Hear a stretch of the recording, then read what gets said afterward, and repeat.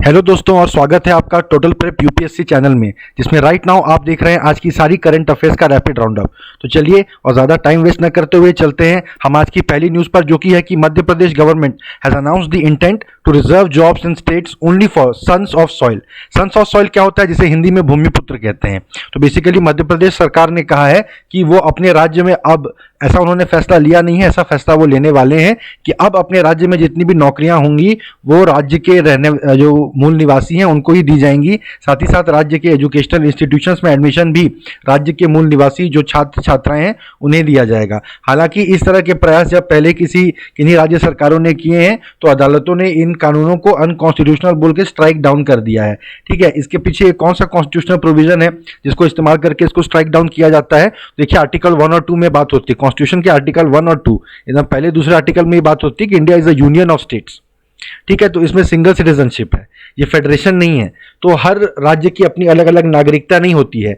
एक भारत का नागरिक जो है वो पूरे भारत का नागरिक है, वो कहीं भी रह के कहीं भी जॉब कर सकता है। ठीक है, तो हर भारतीय कहीं भी रह के कहीं भी जॉब कर सकता है, ऐसा सुप्रीम कोर्ट ने कई मामलों में कई बार कह दिया है। हालांकि कुछ एक राज्यों में, जैसे जम्मू कश्मीर का विशेष एक दर्जा था, स्पेशल स्टेटस था, तो उसमें ये बात थी कि वहां के रहने वालों को ही वहां जॉब मिलती थी। उस प्रोविजन को अभी तक चेंज नहीं किया गया है। और कुछ राज्यों में, जैसे उत्तराखंड है, वहां पर क्लास 3 क्लास 4 यानी गवर्नमेंट के एकदम निचले लेवल के जो जॉब्स होती हैं वो रिजर्व कर दी जाती हैं उत्तराखंड राज्य के अपने लोगों के लिए। तो उनको तो कोर्ट ने स्क्रैप नहीं किया है। तो इस मामले में क्या सुप्रीम कोर्ट स्टैंड लेता है ये देखना पड़ेगा, क्योंकि मामला अदालत में तो जाएगा ही। ठीक है, तो इसमें आपको याद रखना है आर्टिकल 1 और 2 का इस्तेमाल करके कि India is the union of states, एक सिंगल सिटीजनशिप होती है, इसलिए किसी भी भारतीय को कहीं भी जाकर रहने और काम करने का अधिकार है। ठीक है, चलिए अगली न्यूज पे चलते हैं। गुजरात गवर्नमेंट जो है वो उन्होंने एक पॉलिसी नई अपनी अनाउंस की है, उसको उन्होंने कहा है टॉल बिल्डिंग पॉलिसी। ठीक है, वो चाहते हैं कि बड़ी बड़ी अट्टालिकाएं, जिन्हें गगनचुंबी इमारतें कहते हैं हिंदी में, तो वैसा वो अपने यहाँ पर अपने राज्य में देखना चाहते हैं। 70 या उससे ज्यादा फ्लोर्स की बिल्डिंग को अब अलाउ किया जाएगा, जैसा कि दुबई वगैरह में किया जा रहा है, उससे देख के ही उन्होंने ये बात सीखी है। ठीक है, अगली न्यूज पे चलते हैं। अशोक लवासा जो कि चीफ इलेक्शन कमिश्नर बनने वाले थे, उन्होंने रिजाइन कर दिया है और अब वो एशियन डेवलपमेंट बैंक के वाइस प्रेसिडेंट बनेंगे। हालांकि इस बात की खबर 2-3 हफ्ते पहले ही आ चुकी थी, मेरी उस समय की वीडियो में मैंने इस न्यूज को कवर किया था। वो इतिहास के सिर्फ दूसरे ऐसे इलेक्शन कमिश्नर हैं जो अपना पूरा टेन्यर पूरा नहीं कर रहे हैं और प्रीमेच्योरली वो अपने पद से इस्तीफा दे रहे हैं। जब 2019 के चुनाव हुए थे तब मोदी सरकार के साथ उनके काफी फैसलों में खटपट हुई थी और इस तरह से ऐसा समझा जा रहा था कि मोदी सरकार के साथ उनकी पटरी नहीं बैठ रही है। ठीक है, ये आपसे मेंस से रिलेटेड सवाल पूछा जा सकता है। देखिए कि election commission as an institution जो है उसकी इंडिपेंडेंस बहुत ज्यादा महत्वपूर्ण है। क्या आपको लगता है कि अशोक लवासा जी के रिजाइन वगैरह करने की वजह से क्या आपको लगता है कि इस समय में उस इंस्टीट्यूशन की इंडिपेंडेंस पे खतरा मंडरा रहा है? इस पे मेंस के लिए जो बातें हैं वो हम मेंस के समय पे करेंगे। अभी तो प्री के हिसाब से आप याद रखिए कि अशोक लवासा उनका नाम है जो इस्तीफा दे रहे हैं और एशियन डेवलपमेंट बैंक के वाइस प्रेसिडेंट पद पे वो जा रहे हैं। ठीक है, इसको घुमा के आपसे हो सकता है यूपीएससी में पूछ ले कि एडीबी का नया वीपी कौन बन रहा है। खैर, इसका मुझे तो नहीं लगता कि इतने कंट्रोवर्शियल मामले को यूपीएससी टच भी करेगा, फिर भी अपनी तरफ से हमें पढ़ लेना चाहिए। चलिए अगली न्यूज पे चलते हैं। चाइना का सेंट्रल बैंक, जैसे हमारे यहाँ रिजर्व बैंक है वैसे जो चाइनीज सेंट्रल बैंक है उसने आईसीआईसीआई बैंक में बहुत ही छोटा सा स्टेक खरीद लिया है, उसके शेयर्स खरीद लिए, थोड़ी हिस्सेदारी खरीद ली है। उन्होंने एचडीएफसी बैंक में भी कुछ दिनों पहले हिस्सेदारी खरीदी थी वाया क्यूआईपी। क्यूआईपी को कहते हैं क्वालिफाइड इन्वेस्टर प्लेसमेंट। ठीक है, जैसे कोई भी कंपनी अपने शेयर मार्केट में लेके आती है तो या तो वो मार्केट में लिस्ट हो जा सकती है, तो पब्लिक के लिए ओपन कर दे सकती है ना, तो जिसको क्या कहते हैं, तो उसके बाद ये एक और तरीका भी होता है जिसको प्राइवेट प्लेसमेंट कहते हैं। तो अपने शेयर्स जो हैं वो किसी प्राइवेट प्लेयर्स को, आप पहले से ही बात कर लीजिए कौन कौन हमारे शेयर खरीदेगा, किनको आप बेचना चाहते हैं, ऐसे पहले आप एक जो प्राइवेट प्लेयर्स हैं उनके हाथ में आप अपने शेयर दे दीजिए। या क्वालिफाइड इन्वेस्टर प्लेसमेंट आप कर सकते हैं कि आप कंडीशंस दे दीजिए कि इन कंडीशंस को मैच करने वाले जो इन्वेस्टर है वही सिर्फ उन्हीं को हम अपने शेयर बेचेंगे। ठीक है, तो उन कंडीशंस को जो मैच करते हैं और आपके शेयर खरीदना चाहते हैं वो आके इसको खरीद लेंगे। ठीक है, तो चाइनीज सेंट्रल बैंक इस तरह से छोटे छोटे लेकिन स्टेक हमारी कंपनियों में खरीद रहा है। जाहिर बात है कि भारत सरकार इन गतिविधियों पर नजर बनाए हुए है और आने वाले समय में हो सकता है कि सेबी कुछ इस तरह की गाइडलाइंस लेके आ जाए कि वो चाइनीज सेंट्रल बैंक हमारे यहाँ पे इन्वेस्ट ना कर पाए। ठीक है, चलिए अब हम अगली न्यूज़ पे चलते हैं। ड्रीम 11, आप यहाँ पे लोगो मैंने डाला हुआ है, आप देख सकते हैं ड्रीम 11। क्या पता आप में से कुछ लोग खेलते भी हों मोबाइल में। ये फैंटेसी गेमिंग, क्रिकेट की अपनी खुद की टीम बनाइए और उसमें जैसे खिलाड़ी एक्चुअल मैच में जैसा खेलेंगे उसके बेसिस पे आपकी टीम के पॉइंट जुड़ते जाएंगे, आप इसमें पैसा भी जीत सकते हैं वगैरह वगैरह। इस तरह का ऐप है। उसको आईपीएल की टाइटल स्पॉन्सरशिप मिल गई है। आप सोचिए इस धंधे में कितना पैसा है कि वो आईपीएल की स्पॉन्सरशिप ले रहे हैं सीधा। ठीक है, और जाहिर बात है कि पैसा इतना उन्होंने लगाया है, इसका बहुत ज़्यादा रिटर्न भी उनको मिलेगा। और आप ये भी देखिए कि इनको मिलने के पहले किन लोगों की बहुत ही स्ट्रॉन्ग दावेदारी मानी जा रही थी। बायजूस और अन अकेडमी ये आईपीएल की स्पॉन्सरशिप खरीदने की तरफ जा रहे थे। ठीक है, तो सोचिए पिछले 5-6 सालों में ही बायजूस, अन अकेडमी इस तरह के कोचिंग के जो ऐप्स हैं या ऑनलाइन कोचिंग, ऑनलाइन यूपीएससी और इस तरह के एग्जाम प्रिपरेशन गाइड्स हैं, उनका बोलबाला हुआ है। 5-6 सालों में उन्होंने कितना पैसा कमा लिया। अब वो आईपीएल की टाइटल स्पॉन्सरशिप की तरफ जा रहे हैं। वीवो जो पहले आईपीएल को स्पॉन्सर करता था उसको कहा गया है कि आप हटा लीजिए अपनी स्पॉन्सरशिप, क्योंकि भारत जो है चाइनीज कंपनियों को अपने यहाँ पे ठेके नहीं दे रहा है, उनसे ठेके वापस ले रहा है। तो इस समय में अगर आईपीएल की स्पॉन्सरशिप वीवो के पास रहेगी तो ये अच्छा नहीं लगेगा। ठीक है, चलिए अगली न्यूज पर हम चलते हैं। सुभिक्षा केरलम, सुभिक्षा केरलम ये केरला सरकार की एक योजना है जिसके तहत वो क्या कर रहे हैं कि हमारे यहाँ मतलब केरल में एग्रीकल्चरल प्रोडक्शन जो है उसमें केरल सेल्फ सफिशिएंट हो जाए। ये उनका प्लान है। इसमें आपसे यही पूछा जा सकता है सुभिक्षा केरलम या सुभिक्षा योजना कौन से राज्य की है, ऐसा करके आपसे पूछ लेगा, या सुभिक्षा केरलम का टारगेट क्या है। क्योंकि देखिए इसके नाम से समझ में नहीं आ रहा है, मुझे नहीं पता कि मलयालम भाषा में क्या सुभिक्षा का कोई अर्थ होता है। सुभिक्षा से हिंदी संस्कृत के हिसाब से तो नहीं समझ में आ रहा है कि एग्रीकल्चर में सेल्फ सफिशिएंसी की बात कर रहे हैं। तो इस तरह जिससे नाम से समझ में ना आए वो जरूर यूपीएससी पूछ लेता है उनके बारे में। ठीक है, इसके ऊपर में द हिंदू में छोटा सा फोटो आया था एक, मुझे लगा कि एग्जामिनर की नज़र में भी हो सकता है आ गया हो, तो मैंने आपसे ये क्वेश्चन पूछ लिया यहाँ पे। ठीक है, मैसूर जू में, मैसूरू जिनको कहते हैं, मैसूरू जू में बहुत सारे अफ्रीकन चीता अराइव हुए हैं। ठीक है, उनको वहाँ पे लाया गया है। अफ्रीकी चीते कौन से जू में लाए गए हैं ये आपसे पूछा जा सकता है, तो आपको मैसूरू जू बताना है। वो आके 30 दिन के क्वारंटीन में है। ठीक है, तो पता नहीं अब शायद चीतों में भी कोरोना फैल रहा है, नहीं पता। अब देखिए टाटा नेक्सॉन, ये न्यूज़ मैंने कवर की थी। टाटा नेक्सॉन ने अपना सब्सक्रिप्शन प्लान लॉन्च किया था इलेक्ट्रिकल व्हीकल। ठीक है, टाटा नेक्सॉन इलेक्ट्रिकल व्हीकल जो है वो आप खरीदना नहीं चाहते, आप बस किराए पे लेके देख सकते हैं। 42,000 रुपये महीने के किराए पर है वो, ताकि आप 1 महीना यूज करके देखें आपको खरीदना है कि नहीं खरीदना है। तो अब उसके बाद टोयोटा ऑटोमोबाइल्स ने भी अपना सब्सक्रिप्शन प्रोग्राम लॉन्च किया है। आप उनकी गाड़ी भी सब्सक्राइब कर सकते हैं, लॉन्ग टाइम लीज पे ले सकते हैं। बेसिकली ऑटोमोबाइल सेक्टर में लोग गाड़ियां खरीद नहीं रहे हैं, बड़ी दिक्कतें चल रही हैं। तो वो कैसे सोच रहे हैं कि फर्स्ट मतलब अपफ्रंट बहुत ज़्यादा पैसा खरीदने वाले को न देना पड़े, इस तरह की स्कीम्स वो लेके आ रहे हैं अपनी सेल्स को बढ़ाने के लिए। ठीक है, चलिए आज की पहली न्यूज़ पे चलते हैं। देखिए मॉरिशस में ऑयल स्पिल हो गया, जिसके बारे में हमारे पिछले 2-3 वीडियोस में हम बात कर चुके हैं।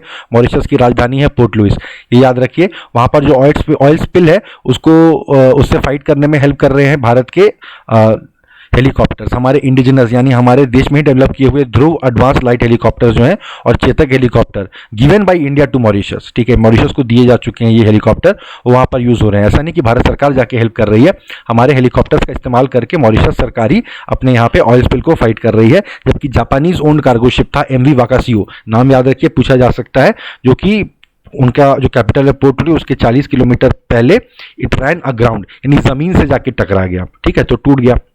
तो हिंदुस्तान एरोनॉटिक्स लिमिटेड ने ट्यूसडे को एक बयान जारी करके बताया। बेसिकली वो बड़े खुश हैं कि हमारे देखिए जो हेलीकॉप्टर हैं वो इस तरह से डिजास्टर रिकवरी में इस्तेमाल किए जा रहे हैं। फिर एक 10 member specialist pollution response team of Indian coast guard जो है उनको भी वहां डिप्लॉय किया गया है on the request of Mauritius. तो भारत सरकार पार्टिसिपेट कर रही है, इंडियन कोस्ट गार्ड की 10 मेंबर स्पेशलिस्ट टीम वहां पे भेजी गई है। इंडियन कोस्ट गार्ड देखिए पॉल्यूशन रिस्पांस टीम एक मेंटेन करके रखती है, तो यानी इस तरह का ऑयल स्पिल वगैरह हमारे यहाँ पर हो नहीं हो तो हम पहले से उस चीज़ के लिए तैयार रहते हैं। तो ये जो टीम है इसको भी वहाँ जाके कुछ सीखने का भी मौका मिलेगा कि ऐसी परिस्थिति अगर भगवान न करे कभी इंडिया के कोस्ट पर भी हो जाए तो हम कैसे उससे फाइट कर सकेंगे। ठीक है, अगली न्यूज़ पे चलते हैं। देखिए कल मैंने बात की थी, भारत सरकार टेलीकॉम कंपनीज को बोलने वाली है for the information security audit. तो हमने कुछ तो सोचा था कि इंफॉर्मेशन सिक्योरिटी ऑडिट क्या होता है, उसके बारे में इंडियन एक्सप्रेस ने थोड़ा डिटेल्ड एक आर्टिकल दिया है आज, तो हम उसके बारे में पढ़ लेते हैं। ठीक है, तो आप देखिए ये एक स्टेप बाय स्टेप असेसमेंट होगा।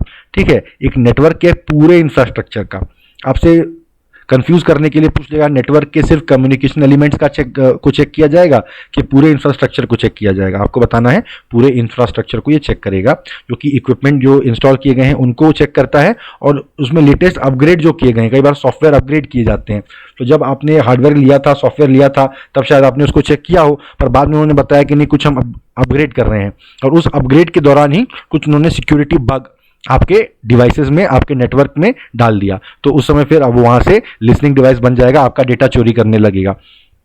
तो इसलिए अभी हम अपग्रेड वगैरह को भी चेक करेंगे इसमें, in order to prevent any data leakages. Data leakage की क्या बात हो रही है, हमारे देश का जो कम्युनिकेशन नेटवर्क है, मान लीजिए हमारे मंत्री, हमारे मिलिट्री, हम और आप आपस में जो बातें करते हैं, वो अगर कोई और जहां इंटेंडेड है डेटा वहीं जाना चाहिए, जहां इंटेंडेड नहीं है, बीच में कहीं थर्ड पार्टी की तरफ नहीं चले जाना चाहिए, वो उसी को लीक कहा जाता है ना। नल से पानी अगर एक पाइपलाइन के थ्रू आपके घर तक पाइपलाइन आ रही है, तो आपके घर ही पानी आना चाहिए, रास्ते में कहीं पानी निकल गया तो उसको लीक कहा जाता है। डेटा को भी वैसे ही आप विजुअलाइज कीजिए कि रास्ते में जहां इंटेंशन नहीं है वहां अगर डेटा चलेगा उसको डेटा लीकेज कहते हैं। और तो ऑडिटर ये भी चेक करेंगे कि कंपनियों के डेटा स्टोरेज और सिक्योरिटी पॉलिसीज क्या क्या है, ठीक है। तो और फिर जो टेलीकॉम की हर एक अलग अलग सेक्शन है, अलग अलग डिवीजन है, अलग अलग रीजनल ऑफिसेज हैं, हर जगह पे ये नॉर्म्स फॉलो किए जा रहे हैं कि नहीं किए जा रहे हैं, ठीक है। कुछ ऑडिटिंग एजेंसीज क्या करेंगे, देखिए ये बहुत इंटरेस्टिंग है, एक कंट्रोल्ड बग को नेटवर्क में खुद ही लॉन्च कर देंगे। देखेंगे कि अगर हम नेटवर्क में ऐसा कोई लिसनिंग का कोई बग, ऐसा कोई सॉफ्टवेयर हम डालते हैं, तो क्या उनका नेटवर्क इस चीज़ को डिटेक्ट कर पाता है, ठीक है। और इसे अगर हम डाल देते हैं तो इससे सिस्टम के कौन कौन से हिस्से इंपैक्ट हो रहे हैं, तो ये बहुत बढ़िया है। फिर ये जो है बैकडोर और ट्रैप डोर वल्नरेबिलिटीज को भी चेक करेगा, इसके बारे में हमने कल भी बात की थी, ये एमसीक्यू के लिहाज से इंपॉर्टेंट है। बैकडोर या ट्रैप डोर जो है वो एक ऐसा बग है जो कि टेलीकॉम के हार्डवेयर में इंस्टॉल रहता है, हार्डवेयर में इंस्टॉल रहता है, ठीक है, सॉफ्टवेयर में नहीं, जो कि अलाउ करता है कंपनियों को टू लिसन इन और collect data being shared on the network. ये आपको याद रखना है कि ये हार्डवेयर में इंस्टॉल रहता है, ये इंपॉर्टेंट पॉइंट है। फिर ये ऑडिट करने को बोला क्यों जा रहा है, क्योंकि एक एजेंसी जो कि Indian computer emergency response team certain, इसके बारे में पढ़ लीजिए कौन सी मिनिस्ट्री के अंडर में आता है, कैसे इसको कैसे फॉर्म किया गया, क्या ये एक स्टैट्यूटरी बॉडी है, ठीक है, इस तरह से इसके बारे में, क्योंकि ये अक्सर न्यूज़ में आती रहती है एजेंसी। तो इन्होंने बोला है कि बैकडोर या ट्रैपडोर बग जो है वो हर जगह पे हमारे देश को चेक कर लेना चाहिए। हालांकि किसी भी जगह से कोई स्पेसिफिक थ्रेट नहीं मिला है, लेकिन दुनिया के अलग अलग देशों में इस तरह की बात हो रही है कि टेलीकॉम नेटवर्क्स में इस तरह के बग इंस्टॉल किए गए हैं। खासकर चाइनीज वेंडर जो हुआई टेक्नोलॉजी, हुआईज टेलीकम्युनिकेशन कंपनी और ZTE है, दुनिया भर में इनके ऊपर काफी फोकस है। हुआई जो है दुनिया भर में 5G नेटवर्क्स इंप्लीमेंट करने वाली थी, लेकिन उसी समय यूएस गवर्नमेंट, खासकर यूएस प्रेसिडेंट डोनाल्ड ट्रंप ने इस बात को उठाया कि ये चाइनीज कंपनियां जो है ये हम पे जासूसी करेंगी, इनको 5G नेटवर्क इंप्लीमेंट न करने दिया जाए।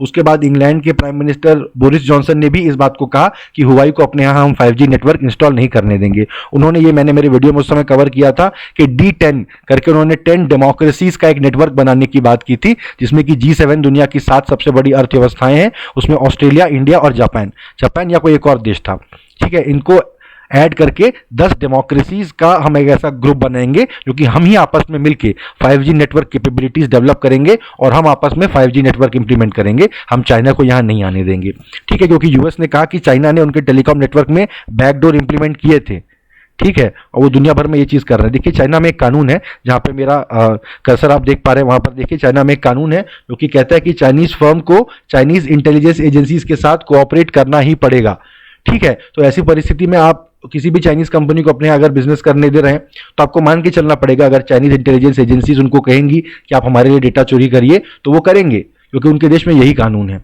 तो ऐसी परिस्थिति में जाहिर बात है उन्हें यहाँ पर बिजनेस नहीं करने देना चाहिए जब तक कि इस कानून में परिवर्तन एटलीस्ट वो नहीं करते हैं, ठीक है। तो इसमें इसके बाद जो रिपोर्ट आएगी, इस पूरे तरह की जो एनालिसिस होगी, तो उससे डिपार्टमेंट ऑफ टेलीकम्युनिकेशन को एक कॉन्क्रीट प्लान मिल जाएगा जिसके तहत वो चाइनीज वेंडर्स को इंडियन टेलीकॉम मार्केट स्पेस से बैन कर सकें, अगर ऐसा कोई भी एविडेंस हमें मिलता है तो, ठीक है। तो इसमें एमसीक्यू के लिहाज से क्या क्या पॉइंट्स है मैंने आपको बता दिया। चाइना, कोरोना, एग्रीकल्चर, वर्कर्स का माइग्रेशन, ये सब बहुत हमारा Indo China border at Ladakh, वहाँ पे जो जो पॉइंट्स थे जहाँ पे पूरा हमारा फ्लैश पॉइंट हुआ, पूरा कॉन्फ्लिक्ट हुआ, दौलत बेग ओल्डी से लेके वो रोड जो वहाँ पर थी वगैरह वगैरह, ये सब बहुत इंपॉर्टेंट पॉइंट्स हैं। बहुत सारे एमसीक्यू इन सारे जो चर्चा में आए हुए मुद्दे हैं उनसे ही आने वाले हैं इस बार, तो आप बिल्कुल इन सारे इश्यूज पे पूरा क्लैरिटी बना लीजिए। इसमें छोटे छोटे जो पॉइंट्स हैं, जो यूनिक पॉइंट्स हैं, मेरे वीडियोस में भी हालांकि मैं बोलता आया हूँ, जो सुन रहे हैं उन्हें पता होगा, जो नहीं सुन रहे वो चाहे तो पीछे जाके देख सकते हैं मेरे पुराने वीडियोस भी। ठीक है, तो ये भी उनमें से एक पॉइंट है जो कि बहुत आसानी से एमसीक्यू बन सकता है। बैकडोर ट्रैपडोर सिर्फ हार्डवेयर में होता है, ये आप याद रखिएगा। देखिए रेलवे जो है वो निंजा डिप्लॉय करने वाला है सर्वेलेंस के लिए। कौन सा निंजा है? ये जो फोटो आप देख रहे हैं, ये ड्रोन इस तरह से रेलवे डिप्लॉय करेगा। तो क्या करेंगे रेलवे वाले, ड्रोन बेस्ड सर्वेलेंस सिस्टम एक ला रहे हैं, जिससे कि रेलवे स्टेशन, ट्रैक्स और वर्कशॉप्स में वो पूरा ड्रोन से सर्वेलेंस करेंगे। इसको आई इन द स्काई कहा जाता है। ये ninja unmanned aerial vehicles UAV रहेगा, जिससे कि real time tracking, video streaming और ऑटोमेटिक फेल सेफ मोड रहेगा। ड्रोन जो है रेलवे एसेट्स की मॉनिटरिंग को इनहेंस करेगा और एडिशनल सेफ्टी बनाएगा पैसेंजर्स के लिए। बेसिकली रेलवे के जो एसेट्स हैं, यानी ये रेलवे का स्क्रैप जहाँ पे रहता है, रेलवे के ऑफिसेज हैं, रेलवे की जमीन है, वहां पर तो कोई और लोग आके नहीं बैठे हुए हैं, ये सब वो चेक करेगा। साथ ही साथ रेलवे लाइन की इंटीग्रिटी मेंटेन है कि नहीं, कहीं रेलवे लाइन में तो कोई फ्लॉ नहीं आ गया है, इस तरह से पैसेंजर्स की सेफ्टी भी इंश्योर करेगा। ठीक है, ये रेलवे प्रोटेक्शन फोर्स जो आरपीएफ है वो भी प्लान कर रहा है कि इन ड्रोन्स का इस्तेमाल करेगा। वो ऑलरेडी 9 ड्रोन्स खरीद चुके हैं और 17 ड्रोन और खरीदने का प्लान उनका है। ठीक है, निंजा यूएवी जो है वो रेलवे जो खरीद रही है वो रेलवे के एसेट्स, यार्ड्स, वर्कशॉप और कार शेड्स, जहां जहां पर रेलवे का लोहा लक्कड़ पड़ा रहता है, देखिए वहां से काफी स्क्रैप चोरी भी हो जाता है रेलवे का। तो वहां पे हर समय वो चौकीदार रखते हैं, चौकीदारों से भी चोर लोग अपनी सेटिंग कर लेते हैं। इस तरह से रेलवे का काफी एसेट पिल्फरेज में चला जाता है, पिल्फरेज कहते हैं इसको। तो इसकी वजह से अगर ये अनमैन्ड एरियल व्हीकल रहेगा और लोग कॉन्स्टेंटली उसकी मॉनिटरिंग करते रहेंगे, देखिए तो ये इस तरह से उसका पिल्फरेज रोक सकेंगे। क्रिमिनल और एंटी सोशल एक्टिविटीज भी देखिए वो कह रहे हैं, जहाँ पर गैम्बलिंग होती है, लोग गार्बेज फेंक देते हैं, रेलवे के प्रोमाइसेस पे लोग ठेला लगा देते हैं, ये इस तरह की चीज़ों को भी ड्रोन ट्रैक करेगा। ये ड्रोन जो है वो डिजास्टर साइट में भी जाकर इसकी हेल्प ली जा सकती है। ठीक है, रेस्क्यू, रिकवरी, रेस्टोरेशन और coordinating efforts with various agencies, जो कि और रेलवे एसेट्स जो है वो इन सबको मैप करने में ये यूएवी जो अनमैन्ड एरियल व्हीकल है वो सहायता करेगा। एक इतना लार्ज एरिया एक ड्रोन कैमरा कवर कर सकता है, जिसको कवर करने के लिए अगर इंसान कवर करे तो 8 से 10 आरपीएफ पर्सनल आपको लगते हैं। ठीक है, तो निंजा नाम आप याद रखिए, एमसीक्यू में आपसे पूछेगा कौन है निंजा, तो बोल ऑप्शन में दे देगा आरपीएफ के स्पेशल कमांडो है, उनको निंजा कहा जा रहा है। नहीं, आपको बताना है अनमैन्ड एरियल व्हीकल्स रहेगा, आरपीएफ इसका इस्तेमाल करेगा और ये जो पर्पस मैंने आपको बताया वो पर्पस आपको याद रखने हैं। देखिए, new umbrella entity for retail payments can be for profit, ये आज की सबसे बड़ी न्यूज़ है। आरबीआई जो है वो एक रिटेल पेमेंट के लिए नया सिस्टम बनाएंगे, उसके लिए उसको मैनेज करने के लिए एक पूरा अम्ब्रेला एंटिटी बनाएगी, जो कि पूरे पेमेंट सिस्टम्स के ऊपर ओवरऑल एक वॉचडॉग का काम करेगा। तो उसको वो फॉर प्रॉफिट भी हो सकता है, ये कह रहे हैं। इस तरह की agency generally not for profit होती हैं, वो कह रहे हैं नहीं, इन सबको मिला के एक फॉर प्रॉफिट हम प्राइवेट कंपनी जैसा बना देंगे। ठीक है, तो आइए देखते हैं हम इसके बारे में क्या बोला जा रहा है। रिटेल पेमेंट्स के लिए ये एक अम्ब्रेला एंटिटी बनाई जाएगी, जो कि it will be tasked with setting up, managing and operating new payment systems in the retail space. ये एक फॉर प्रॉफिट ऑर्गेनाइजेशन भी हो सकता है, अभी भी हो सकता है, अभी पूरा फैसला नहीं हुआ है कि ये क्या होगा। ये एंटिटी जो है ये एक कंपनी के तौर पे काम करेगी, कंपनीज एक्ट 2013 के तहत इसको रजिस्टर किया जाएगा, या फिर एक फॉर प्रॉफिट सेक्शन 8 कंपनी भी हो सकती है, वो आगे इस चीज़ का फैसला किया जाएगा। आरबीआई गाइडलाइंस के तहत इसमें मिनिमम 500 करोड़ का कैपिटल होगा, जिसमें कि कई लोग मिलके इसको अम्ब्रेला एंटिटी को बनाएंगे। कोई भी सिंगल प्रमोटर जो है 40% से ज़्यादा कैपिटल इसमें नहीं इन्वेस्ट करेगा। ठीक है, जो प्रमोटर है उनके पास कम से कम खुद के 50 करोड़ होने चाहिए एप्लीकेशन सबमिट करने के टाइम में ही। ठीक है, ये जो पॉइंट्स मैं बता रहा हूँ, जो क्वालिफिकेशंस हैं इस अम्ब्रेला एंटिटी के लिए, ये इंपॉर्टेंट है, ये आपसे एमसीक्यू में पूछे जा सकते हैं। अगला देखिए, प्रोमोटर जो है उनकी शेयर होल्डिंग में भी diluted to a minimum of 25% after 5 years of commencement of business of the umbrella entity. अभी तो 40% तक वो है, लेकिन आने वाले 5 साल में उसको 25% तक उसको डायल्यूट कर दिया जा सकता है। And a minimum net worth of ₹300 crore be maintain at all time, उनको मिनिमम 300 करोड़ का नेटवर्थ हमेशा मेंटेन करके चलना है। ठीक है, ये भी आपसे एमसीक्यू में पूछा जा सकता है। तो based on the framework, payment system operators and payments and technology service providers with 3 years of experience are eligible to apply. ठीक है, 3 साल का एक्सपीरियंस एमसीक्यू में पूछ देगा आपसे, with 1 years experience, 3 years experience, 5 years experience. ये आपको याद रखना है कि 3 साल का एक्सपीरियंस जो है पेमेंट और टेक्नोलॉजी सर्विस प्रोवाइडर्स जैसे फोन पे वगैरह है, तो वो एलिजिबल है टू अप्लाई। इसके मेरे ख्याल से इससे रिलेटेड ही 2-3 दिन पहले एक न्यूज़ हमने देखी थी कि इस तरह के पेमेंट सिस्टम वाले क्या बता रहे थे, भारत सरकार से उनकी बातचीत चल रही है, वो कह रहे थे कि जो जनधन अकाउंट्स की जो इन्फॉर्मेशन है वो आप अगर हमें दे दें तो हम उसके जरिए किसानों को छोटे लोन दे देंगे। ठीक है, तो मोदी सरकार जो है इस बात के लिए बहुत कीन है कि कैसे किसानों को, मजदूरों को और जैसे बहुत ही समाज के कम इनकम जो ग्रुप है उन तक छोटे छोटे लोन 10-10 हज़ार के, 30 हज़ार से 50 हज़ार के लोन ऐसे करके कैसे पहुंचाए जा सकें। तो मेरे ख्याल से ये उसी की दिशा में बढ़ाया जा रहा है एक कदम है। ये जो पेमेंट सिस्टम्स का इकोसिस्टम है, इसको अब फॉर्मलाइज करने का टाइम आ गया है। इसके लिए जैसे पीयर टू पीयर लेंडिंग इस तरह की कंपनियां होती हैं, तो इसके लिए अब गाइडलाइंस दे दी जाएंगी और इसके लिए एक रेगुलेटर अपॉइंट कर दिया जाएगा। तो उसी के लिए इस तरह से ये पूरा काम चल रहा है। ठीक है, देखिए न्यू एंटिटी जो है कॉर्पोरेट गवर्नेंस नॉर्म्स को फॉलो करेगी। कॉर्पोरेट गवर्नेंस नॉर्म्स क्या होती है? कंपनी चलाने के लिए कुछ कायदे कानून होते हैं। कंपनी के जो प्रोमोटर है, जो शेयर होल्डर हैं, वो पूरे पूरे कंपनी के मालिक नहीं है। वो जो फैसले लेंगे कंपनी के इन्वेस्टर्स के हित में लिए जाएंगे। हर फैसला ट्रांसपेरेंट होगा। ठीक है, कोई भी ऐसा पब्लिक को बेवकूफ बनाने वाला, जबरदस्ती झूठ बोल के अपनी शेयर प्राइस अप करने वाला, इस तरह के काम नहीं होंगे। सबकी बात सुनी जाएगी। मीटिंग समय समय पर जैसे कंपनी के नॉर्म्स है बुलाई जाएंगी। इंडिपेंडेंट डायरेक्टर अपॉइंट किए जाएंगे, है ना, जो समय समय पर अपनी राय देंगे इस तरह से। And fit and proper criteria for persons to be appointed on the board. Board में जो किन मेंबर्स को रखा जाएगा उसके लिए फिट एंड प्रॉपर क्राइटेरिया होता है। ठीक है, कि जैसे उनके नाम पे कोई विवाद ना हो, बेसिकली ऐसे अविवादित लोग हों, और जिन लोग करंटली कंपनी के प्रोमोटर हैं उनसे उनके कोई मतलब पर्सनल संबंध ना हो। ऐसा नहीं कि कंपनी में 40% स्टेक आपने लगाया, डायरेक्टर्स में से 2 आपके साले सलज वगैरह हैं, तो ऐसे तो फिर पूरी कंपनी का आप मालिक बन जाएंगे। गलत तरीके से कंपनी को इन्वेस्टर्स के, शेयर होल्डर्स की प्रॉफिट के लिए नहीं, अपने प्रॉफिट के लिए आप चलाने लग जाएंगे, वो ना हो, इसलिए ये गाइडलाइन दिया गया है। आरबीआई भी एक मेंबर को बोर्ड पे नॉमिनेट कर सकता है and it has the right to approve of the appointment of directors. जो भी डायरेक्टर अपॉइंट किए जाएंगे उनको अप्रूव करेगा आरबीआई। ठीक है, तो ये जो नई एंटिटी है इसको payment system such as ATMs, white label point of sale. White label point of sale क्या होता है कि पॉइंट ऑफ सेल पे कैश निकालने के लिए ऐसी मशीन हो जहां पे आप करेंटली दुकान में पेमेंट करने के लिए जो मशीन इस्तेमाल करते हैं वो दुकानों में रहेंगी, उससे आप कैश निकालने के लिए इस्तेमाल करेंगे। और व्हाइट लेबल मतलब वो किसी एक पर्टिकुलर बैंक का नहीं रहेगा। ठीक है, किसी एक पर्टिकुलर बैंक का नहीं रहेगा, अलग अलग ऐसे व्हाइट लेबल एटीएम भी आप में से कुछ लोगों ने देखे होंगे, किसी एक पर्टिकुलर बैंक का नहीं होता है। ठीक है, फिर आधार बेस्ड पेमेंट वगैरह जो होती है एंड रेमिटेंस सर्विसेज, जो विदेश से हमारे देश में पैसा भेजने की जो सर्विसेज होती हैं, ये सारी एटीएम से लेके ये सब कुछ उसी पेमेंट सिस्टम कंपनी के अंतर्गत मातहत ये चीजें रहेंगी। ठीक है, ये क्लियरिंग और सेटलमेंट सिस्टम भी करेगा for participating banks and non bank. जब भी बैंक वगैरह के बीच में पेमेंट होता है तो उन दोनों के बीच में एक clearing corporation of India limited है, सीसीआईएल, तो इस तरह की कंपनी रहती है, क्योंकि जब तक आपने पैसा ट्रांसफर बोल दिया यहां से, तो पैसा एक्चुअली पहुंचने में, एक्चुअली दोनों के अकाउंट में ये चीज रिफ्लेक्ट होने में कि पैसा पहुंच गया, टाइम लगता है। और पैसे का एक्चुअल ट्रांसफर इस अकाउंट से उस अकाउंट कई बार दिन के अंत में होता है, एंड ऑफ डे में। लेकिन तब तक जो क्लियरिंग कॉर्पोरेशन बीच में जो एक क्लियरिंग हाउस रहता है वो गारंटी लेता है कि तुम पैसा सामने से पेमेंट कर दो, इधर से पैसा आएगा, इसकी गारंटी मैं लेता हूं। ठीक है, तो इस तरह से क्लियरिंग हाउस भी रहेगा पेमेंट और सेटलमेंट वगैरह के लिए, और जो कि डिटेल पेमेंट सिस्टम में किस तरह की डेवलपमेंट वगैरह हो रही है इनको मॉनिटर भी करेगा in order to avoid shocks. ऐसा ना हो जाए कोई बैंक फेल हो गया, कुछ हो गया, तो बीच में एक आदमी गारंटी लेने के लिए रहना चाहिए कि पेमेंट जो इधर से उधर जा रही है सब क्लियर होगी, मैं इसकी जिम्मेदारी लेता हूं।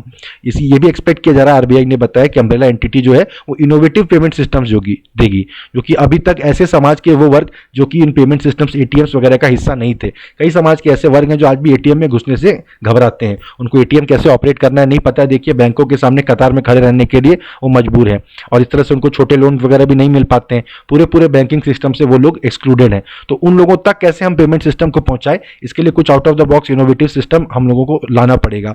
तो इस तरह की छोटी छोटी कंपनियों को भी इनसे एक्सपेक्टेड है कि इस तरह का काम करेंगे, जिससे कि एक्सेस बढ़े, कस्टमर कन्वीनियंस बढ़े और सेफ्टी भी बढ़े, और at the same time shall be distinct yet interoperable. तो ऐसे भी सिस्टम बनाए जो कि ये ना हो कि बैंक वगैरह के साथ ऑपरेबल ही नहीं हो रहे हैं, कुछ ऐसा ही जबरदस्त तूफानी सिस्टम वो ले आए हैं जो कि एटीएम बैंक वगैरह का हमारे देश में जो सिस्टम चल रहा है उससे कंप्लीटली अलग है, उसको आरबीआई अलाउ नहीं करेगा, है ना। तो आपको इनोवेट करना है पर एक दायरे के अंदर में करना है। इसी के तहत रेगुलेटरी सैंडबॉक्स करके भी आरबीआई का एक कॉन्सेप्ट है, उस पर मैंने मेरी वीडियो बनाई हुई है छोटी सी, उसको आप सर्च करके देख सकते हैं, मेरे प्लेलिस्ट पर जाके देख सकते हैं रेगुलेटरी सैंडबॉक्स, आप मेरे चैनल में जाके सर्च करिए, तो आपको मैं कोशिश करूंगा कि उसका लिंक यहाँ पर दे दूं। ठीक है, तो उससे भी आपको बहुत, इसमें जो एक इंपॉर्टेंट पॉइंट है, एमसीक्यू वर्दी पॉइंट है इसी इशू से रिलेटेड, उससे आपको बहुत ज्यादा क्लैरिटी मिल जाएगी।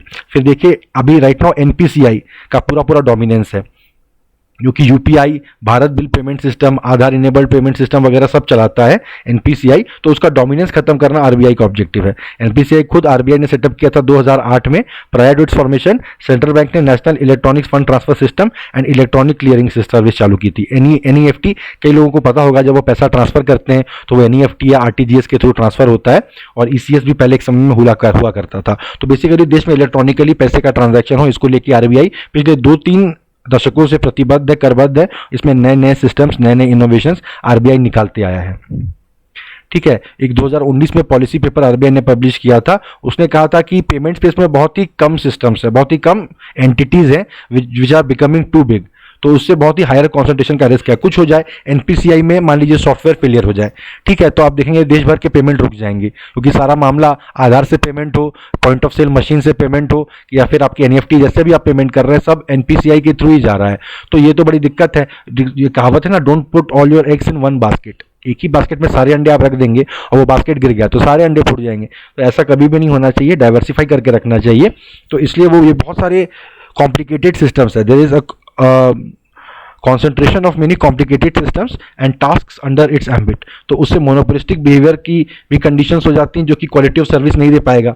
मान लीजिए उसको तो कोई कंपटीशन फेस करना नहीं है एनपीसीआई को, तो वो अच्छी सर्विस क्वालिटी क्यों मेंटेन करे, है ना, उसके सामने तो कोई चैलेंज है ही नहीं। तो इसलिए इस तरह से आरबीआई खुद ही देखिए दूर की सोचते हुए इस स्पेस में ज़्यादा प्लेयर्स को लेके आना चाहता है, इसके लिए ये पूरा काम किया जा रहा है। इसमें जो जो पॉइंट्स, जो जो क्वालिफिकेशन वाले पॉइंट्स थे मैंने आपको बताए, वो इंपॉर्टेंट एमसीक्यू के लिहाज से रेगुलेटरी सैंडबॉक्स के बारे में आप पढ़ लीजिए, चाहे तो मेरी ही वीडियो देख लीजिए, वो बहुत इंपॉर्टेंट है एमसीक्यूज के लिहाज से। एनपीसीआई के तहत क्या क्या काम होते हैं, फिर इसके जो एंटिटी बनेगी अम्ब्रेला एंटिटी, उसके अंदर में आधार बेस्ड पेमेंट, ठीक है, point of sale based EPOS machines, फिर आपको एटीएम्स सब आएंगे, ये आपको याद रखना है। ये सिस्टम आएंगे, ये आपसे पूछा जाएगा एमसीक्यू में, ठीक है।